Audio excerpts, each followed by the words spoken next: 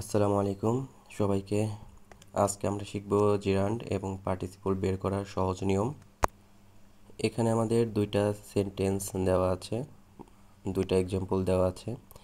এখান থেকে আমরা বের করব এই ওয়াকিং এটা জিরান্ড নাকি পার্টিসিপল, নাকি এটা জিরান্ড নাকি পার্টিসিপল, নাকি দুইটাই পার্টিসিপল নাকি দুইটাই জিরান্ড, সেটা আজকে আমরা দেখব।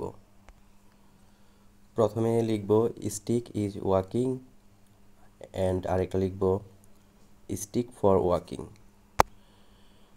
যদি এখানে ইজ দিয়ে বাক্যটির অর্থ প্রকাশ করে তাহলে হবে পার্টিসিপল, এবং ফর দিয়ে যদি আমাদের অর্থ প্রকাশ করে তাহলে সেটা আমরা জিরান্ড হিসেবে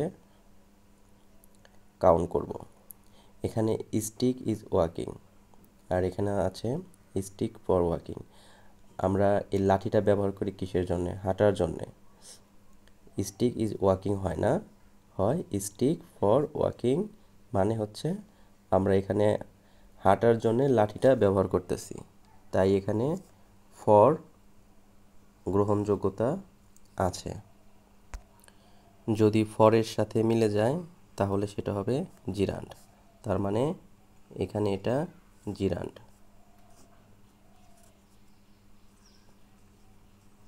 জিরান্ড হবে। সেম একইভাবে আমরা আবার নিব ম্যান ইজ ওয়াকিং অ্যান্ড আরেকটা নিব হচ্ছে ম্যান ফর ওয়াকিং। এখানে আমরা ইজ বসিয়ে বাক্যের অর্থ সুন্দরভাবে প্রকাশ করতে পারি।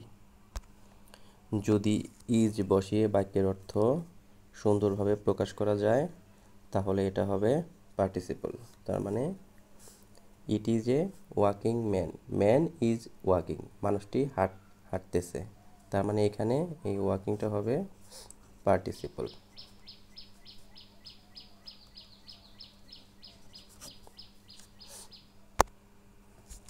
তার মানে ফর হলে জিরান্ড।